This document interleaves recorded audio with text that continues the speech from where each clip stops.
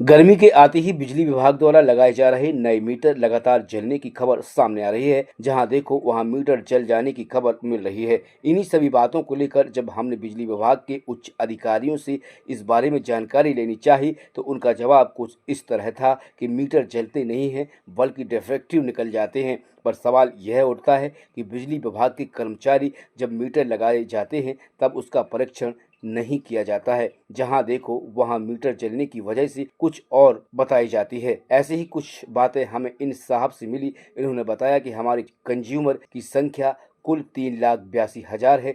इस हिसाब से 1% मीटर ही डिफेक्टिव निकलते हैं। उसके बाद भी हमारे द्वारा लगाए गए मीटर की गारंटी पीरियड 5.5 साल की होती है। यदि कोई मीटर खराब होता है तो उसे बदल दिया जाता है। पर सवाल यह उठता है कि आखिर मीटर इतनी जल्दी कैसे जल सकते हैं। इस विषय पर कोई सटीक जानकारी देने वाला नहीं है। 8,000 नहीं है और दूसरी चीज़ मीटर जले नहीं है।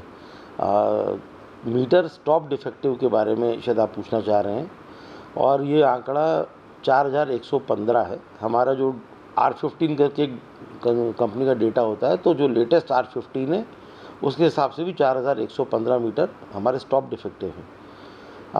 जो टोटल हमारे कंज्यूमर्स हैं करीब 3,82,000 है।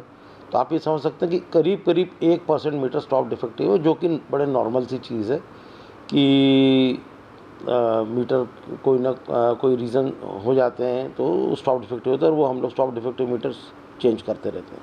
नहीं, मीटर्स स्टॉप डिफेक्टिव होने की कोई ऐसी वजह आप प्रिसाइजली नहीं बोल सकते हैं। कई बार कंज्यूमर के साइड से भी होता है, कई बार MPB के भी हमारे डिपार्टमेंट की साइड से भी होता है।